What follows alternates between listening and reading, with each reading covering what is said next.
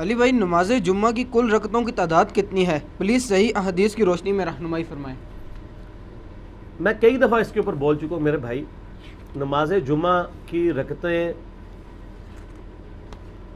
جو احادیث میں وارد ہوئی ہیں، ایک تو وہ حدیث ہے بخاری اور مسلم کی کہ نبی صلی اللہ علیہ وآلہ وسلم جمعے کا خطبہ دے رہے تھے. ایک شخص خطبے کے دوران آیا، بیٹھ گیا. آپ علیہ السلام نے فرمایا کیا تم نے مسجد میں داخل ہوتے وقت 2 رکعتیں پڑھی تھی مسجد کی؟ کہا یا رسول اللہ نہیں. فرمایا پہلے وہ پڑھو لیکن مختصر پڑھو. وہ پڑھوائی خطبے کے دوران، تقریر کے دوران، چاہے عربی والا خطبہ ہو چاہے اردو والا، کیونکہ نبی علیہ السلام کی تو تقریر وہی ہوتی تھی، ہم نے علیحدہ کی ہے نا. وہ 2 رکعتیں تو نماز سے پہلے ضروری ہیں کم از کم. مصنف ابن ابی شیبہ میں سنن کبری البیہقی میں کہ یہ سار ملتے ہیں کہ صحابہ کرام 4 رکعتیں بھی پڑھتے تھے. اس کی صحت میں اختلاف ہے، لیکن چونکہ دونوں طرف محدثین موجود ہیں آپ 4 بھی پڑھ لیں. اور بخاری اور مسلم میں ایک وہ حدیث ہے دونوں میں کہ آپ علیہ السلام نے فرمایا کہ جو شخص سب سے پہلے جمعے کی نماز کے لیے آتا ہے اسے اونٹ نہر کرنے کا ثواب ملتا ہے. جو اس کے بعد دوسری گھڑی میں آتا ہے اسے گائے ذبح کرنے کا ثواب. جو اس کے بعد آتا ہے اسے بھیڑ بکری، جو اس کے بعد آتا ہے اسے جو ہے وہ مرغی ذبح کرنے کا ثواب، اور جو اس کے بعد آتا ہے اسے انڈا صدقہ کرنے کا ثواب. اور جو اس کے بعد آتا ہے فرشتے رجسٹر بند کر دیتے ہیں جب خطیب ممبر پہ چڑھ جاتا ہے اور وہ بھی اس کی تقریر سنتے ہیں.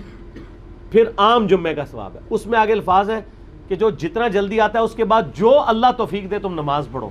تو جمعے سے پہلے آپ 100 رکعتیں بھی پڑھ سکتے ہیں جب تک خطیب ممبر پہ نہیں چڑھا ہوا. جب خطیب ممبر پہ چڑھ جائے تو بخاری مسلم کے الفاظ ہیں پھر 2 سے زیادہ نہیں پڑھنی.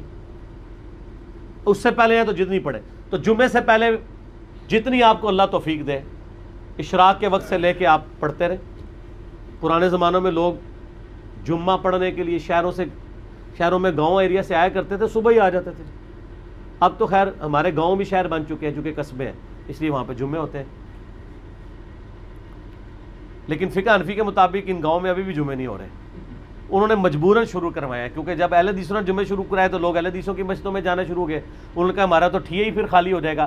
انہوں نے زبردستی جمعے شروع کروا دیے، ورنہ حنفی جمعے پڑھنے کے لیے شہروں میں آتے تھے. آج حنفی جو جمعے پڑھ رہے ہیں فقہ حنفی کے حساب سے ان کے جمعے کوئی نہیں ہو رہے، ان کو ظہر ہی پڑھنی چاہیے وہاں پہ. ہاں قرآن و حدیث کے مطابق ہو رہا ہے. صحیح بخاری میں امام بخاری نے رد کیا ہے کہ نبی علیہ السلام کے مبارک زمانے میں بھی گاؤں کے اندر جمعہ الاؤ تھا. یہ پریفریبل ہے کہ آپ آئیں.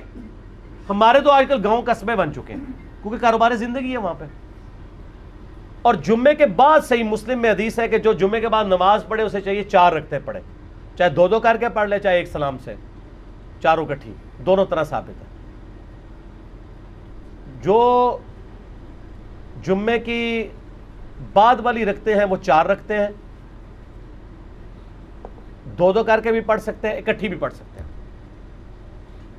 بعض احادیث میں آتا ہے کہ نبی علیہ السلام 2 پڑھتے تھے اور گھر جا کے پڑھتے تو 4 پڑھتے تھے. 4 ہی ہیں کیونکہ حکمی حدیث مسلم کی آ گئی نا 4 پڑھو. تو نبی علیہ السلام 2 گھر پڑھتے ہوں گے، 2 ادھر پڑھ لیتے ہوں گے، اس میں تو کوئی مسئلہ نہیں ہے. آپ پڑھ سکتے ہیں، گھر جا کے بے شک پڑھیں.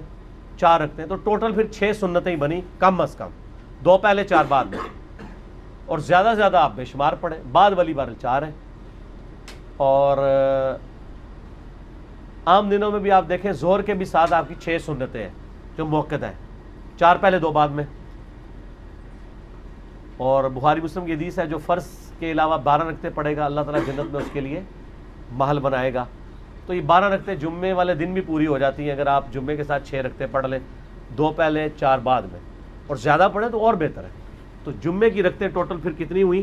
کم از کم 6 ادر دین فرض کے. 2 فرض تو ہیں بیچ میں، یہ نہ ہو کہ فرضوں کا ذکر ہی نہیں کیا، وہ اپنی جگہ موجود ہے. یہ رکھتے جب کوئی پوچھ رہا ہوتا ہے نا تو وہ پوچھ رہا ہوتا ہے سنتیں، اور بعض زور احتیاطی بھی پڑھ رہے ہوتے ہیں ساتھ، اس کی کوئی ضرورت نہیں ہے. ٹھیک ہو گیا.